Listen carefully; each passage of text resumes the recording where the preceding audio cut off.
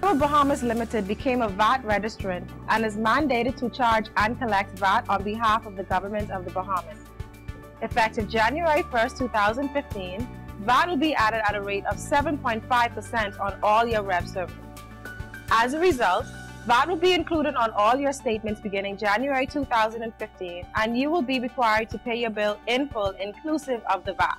To learn more about the inclusion of VAT on your rev services, visit cablebahamas.com/VAT. Good evening, Bahamas. You're tuned into MB12, broadcasting from Cable 12 studios on Robinson Road. Coming up tonight in news, officials express optimism despite increased unemployment numbers. Atlanta's uncertain of how Baha Mar's opening will affect its numbers. A Jamaican national claims he was beaten by immigration officers, plus motorists feeling peppy about prices at the pumps. Happy Majority Rule Day. I'm Paige McCartney. We've got those stories and more straight ahead on MB12.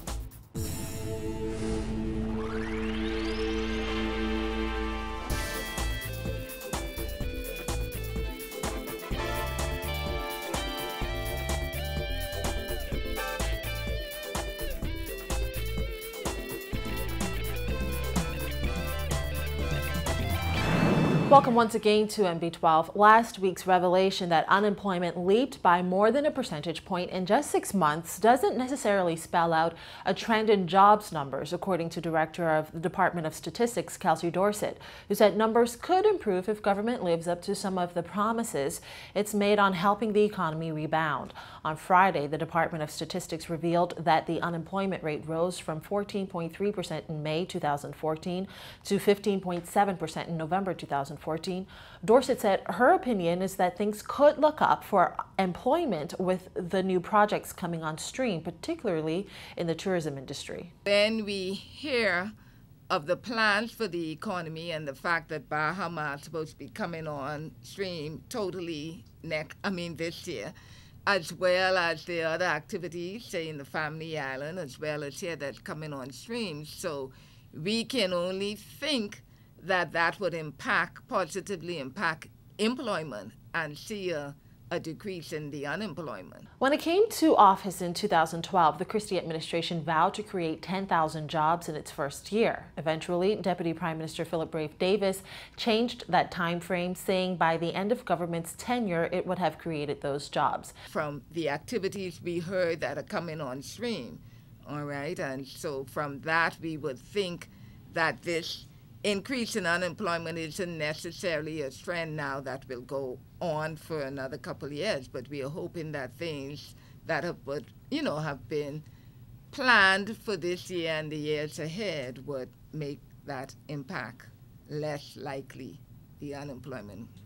Government has been banking on Baha Mar, which is expected to have its grand opening on March 27th, to inject some 5,000 jobs into the economy once it's complete. Dorsett said despite threats that a new tax regime could result in businesses downsizing and possible job losses, a drop in unemployment is not impossible.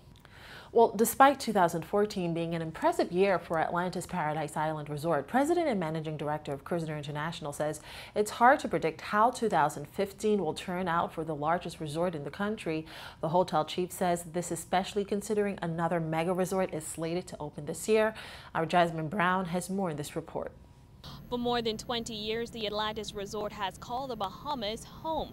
And while there have been ups and downs, Mark Antonis says executives have a hopeful outlook for 2015. Well, I want to say it's going to be excellent. Who can tell? Speaking candidly with NB12, the Atlantis president said it's hard to predict what will happen this year, especially considering how many countries are still struggling to rebound from the global economic recession. Mark Antonis says visitor arrivals often correlate with the ups and downs of the U.S. market. The U.S. stock markets were doing very well until about a week ago. When the U.S. stock market does well, we have found that it correlates to very strong business for us. Will that have any long-term effect on us? I don't think so. I don't think that's a big issue. However, Mark Antonis says the resort has seen some improvements in bookings this year when compared to last year. Our booking pace for groups in the beginning of the year was higher than it was at the beginning of the year in 14 for the year. That's a good omen.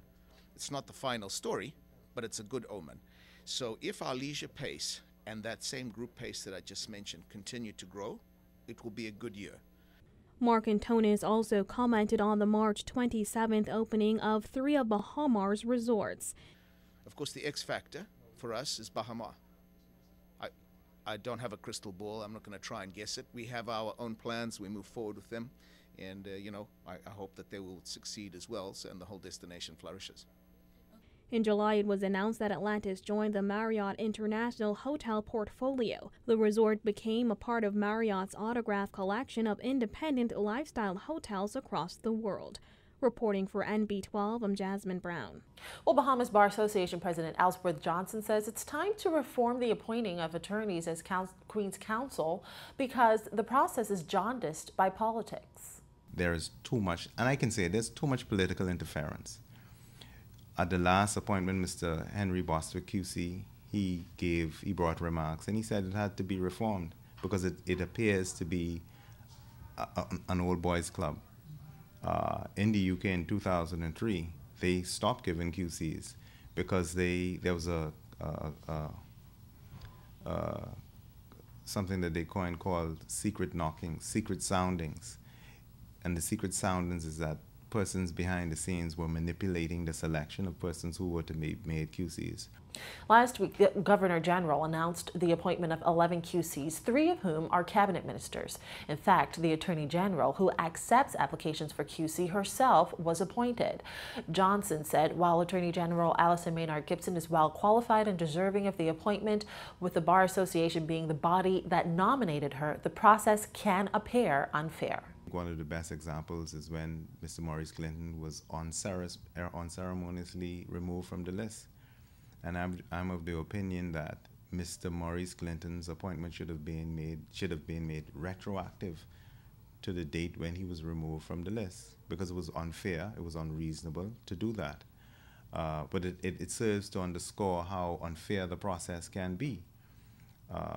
We have a system now where you make an application to the Attorney General, and the reason why I say you must remove it is because it must appear to be fair.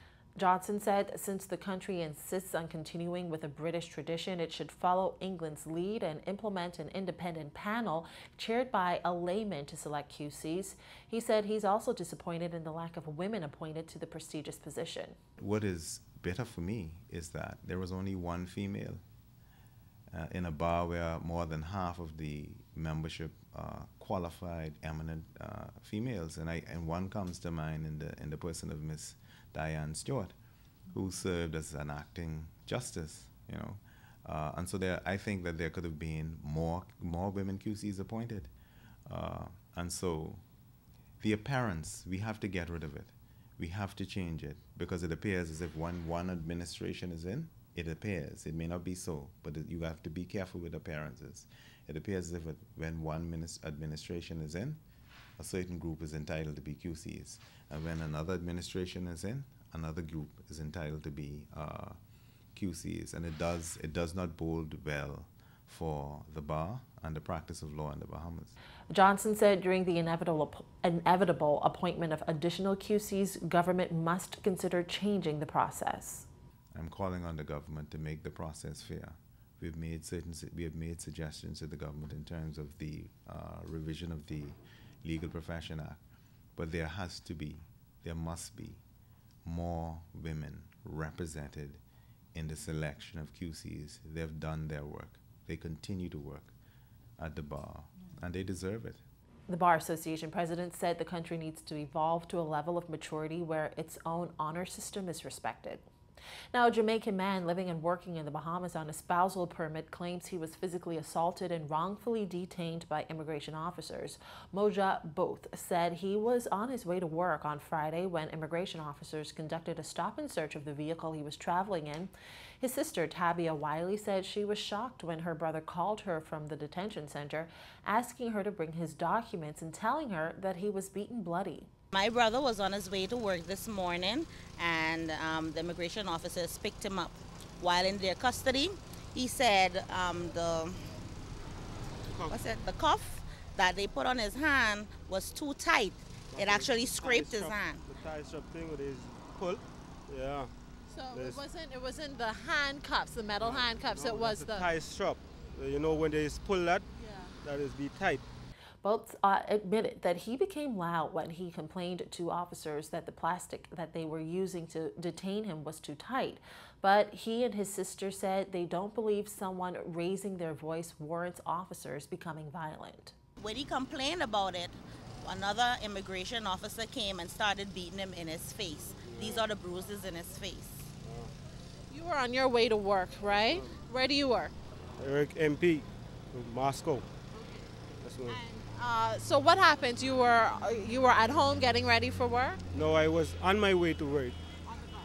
Yeah, on my work bus. Okay. And they stopped the car, pulled me out of it, and then when I gone on the bus, they put the tie strap on my hand too tight, so I tried to tell them, release it a little bit. Ain't no one paying me no mind, so I start get loud and he was calling the officer outside to say, release this, ain't no one paying me no mind, so that's when I get loud. Both alleges a heavyset officer started punching him about the body because he started making noise. When NB12 spoke with the man, he had cuts on his neck, forehead, and nose with dry blood, and there was a bump on his forehead. The t-shirt he claimed he was detained in was stained with blood. He just start punching me up and telling me take my time and this, we in the custody now and stuff like that. Miss, you're innocent until proven guilty, and he didn't do anything wrong. Okay, you pick up somebody off the road, you're doing your job, we commend you for that, but why hit somebody? You know, he didn't do anything wrong, he didn't verbally abuse you, he didn't try to hit you or anything like that. Why hit someone? Both said although he has the proper documents to reside in the country legally, he doesn't feel safe if he's ever again detained by immigration officials. If the government say bring a ID in you, which in a ID is supposed to be legit. So I say, because even if you pay for it, that means they have to deal with it in whatever. If you pay for it, backdoor deal, they have people they have to deal with. So I say, so if I have a ID in me with legit, and I show you my ID, you ain't have no right to carry me. NB12 contacted Director of Immigration William Pratt, who said he could not comment on the matter because he has not been made aware of it. And the Royal Bahamas Police Force is today investigating another traffic fatality. Reports are that around 8 a.m. police responded to a scene on Carmichael Road where a pedestrian had been killed on the street. Traffic Division Chief Craig Stubbs said a man apparently in his late 50s was struck by a black sedan traveling east along Carmichael Road in the Golden Isles area this morning. Police say the driver of the vehicle dragged the victim several yards along Carmichael Road before driving off and leaving the body near Scotiabank.